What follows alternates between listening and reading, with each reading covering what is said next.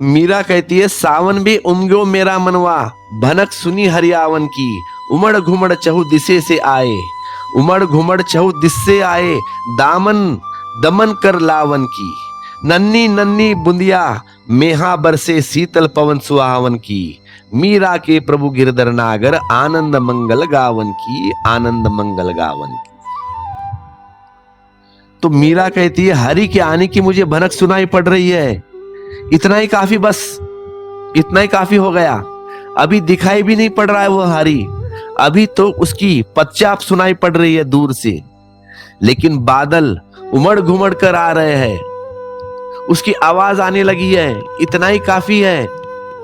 सावन में उमग्यो मेरा मनवा, कहती है सावन में उमग्यो मेरा मनवा, और मेरा मन उमंग से भर गया है, और मैं नाच रही हूं, और मैंने पग घुंघरू बांध लिया है। पग घुंघरू बांध मीरा नाची थी, पग घुंघरू बांध मीरा नाची थी। भनक सुनिए उस हरि की, भनक सुनिए हरि आवन की। और अभी हरि आया भी नहीं है, सिर्फ भनक पड़ी है कान में कि वह कृष्ण आ रहे, वह कान्हा आ रहे, कि आता हूं ऐसी आवाज आ गई। इतना ही काफी हो गया। परमात्मा को मिलने पर तो आनंद होता ही है, मिलने की भनक पड़ जाए तो भी अपार आनंद होता है। संभाले ना हमें संभल जाता है, ऐसा आनंद होता है। कहती है उमड़ घुमड़ चहु दिशे आए, कहती है उमड़ घुमड़ चहु दिशे आए, दामन दमन झरन लावन की। और जैसे बादल चारों दिशाओं से उमड़ घुमड़ कर आते हैं, ऐसे ही परमात्मा आता है। उसकी कोई दिशा नहीं है कि पूरब से आए कि पश्चिम से आए।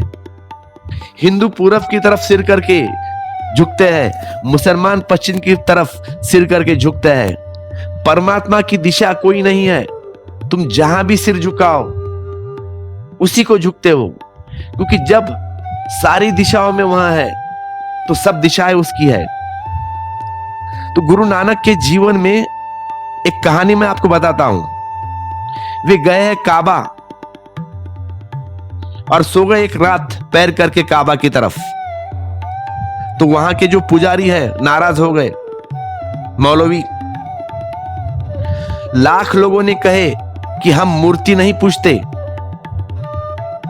मुस्लिम मूर्ति नहीं पूजते, मगर मूर्ति वापस लौट लौट आती है। तो काबा ही की मूर्ति बन गई, तो काबा ही एक मूर्ति बन गई। काबा का पत्थर वह मूर्ति बन गया, उसी की तरफ पैर नहीं कर सकते। अब इस्लाम का मौलिक सिद्धांत यही है कि परमात्मा की कोई मूर्ति मत बनाना। कारण क्या है, क्यों? क्योंकि मूर्ति बनाने से दिशा हो जाती है। मूर्ति कहीं रखो तो उसकी यह भ्रांति पैदा होती है कि परमात्मा बस यही है और परमात्मा सब जगह है। तो यह तो बड़ी भ्रांति हो गई कि परमात्मा बस यही है। पूजा होगी तो मंदिर में होगी, प्रार्थना होगी तो मंदिर में होगी, और कहीं प्रार्थना नहीं हो सकती। इन वृक्षों के नीचे बैठकर प्रार्थना नहीं हो सकती। तो जब तुम परमात्मा को कहीं आरोपित कर लेते हो तो संकुचित कर देते हो, सीमित कर देते हो। तुम तो विराट होने से रहे उसको भी सीमा में बांध देते हो।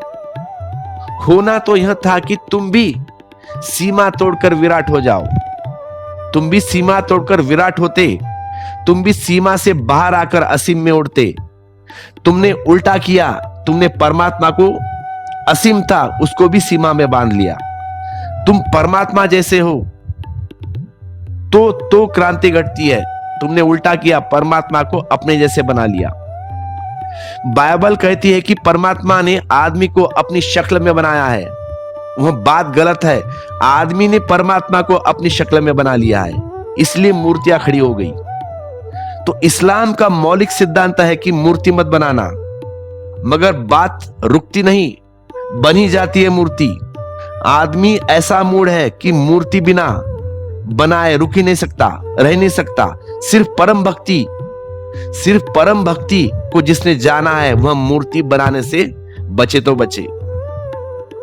तो वह काबा के पुजारी नाराज हो गए मौलवी उन्होंने कहा नानक जी को कि आप बहुत बदतमीज हो, देखने में तो साधु मालूम लगते हो, लेकिन तुमने इतना भी शौरियत नहीं, इतनी भी अक्ल नहीं, इतने भी संस्कार नहीं कि पवित्र पत्थर की तरफ पैर करके सो रहे हो।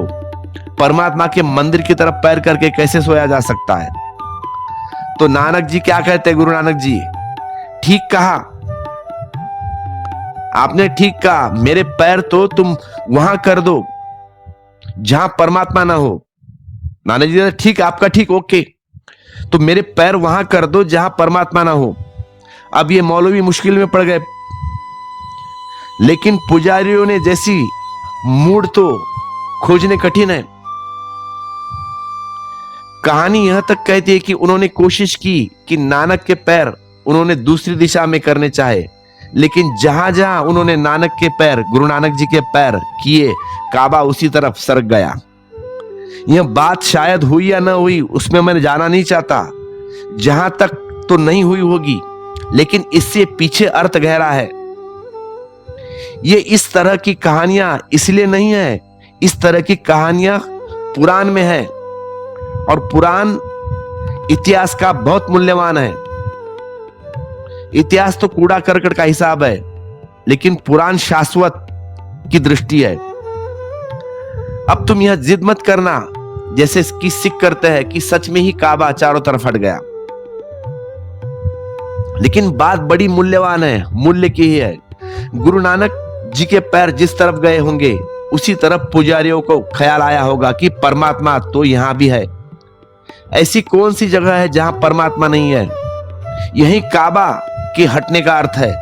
तो फिर उन्होंने पहले पूरब कर दिया होगा, फिर दक्षिण कर दिया होगा, फिर उत्तर कर दिया होगा, और सब दिशाओं में करके उन्होंने बार बार सोचा होगा कि नानक जी ने शर्त यही रखी है कि मेरे पैर उस तरफ कर दो जहां परमात्मा नहीं है, और हर तरफ पैर करके उनको संदेह पैदा हुआ कि परमात्मा तो यहां भी है, तो यह बात तो ठीक नहीं।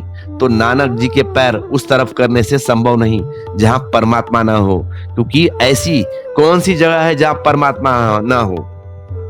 तो परमात्मा सब दिशाओं में है, सब दिशाएं उसकी है, सारा अस्तित्व उसका है।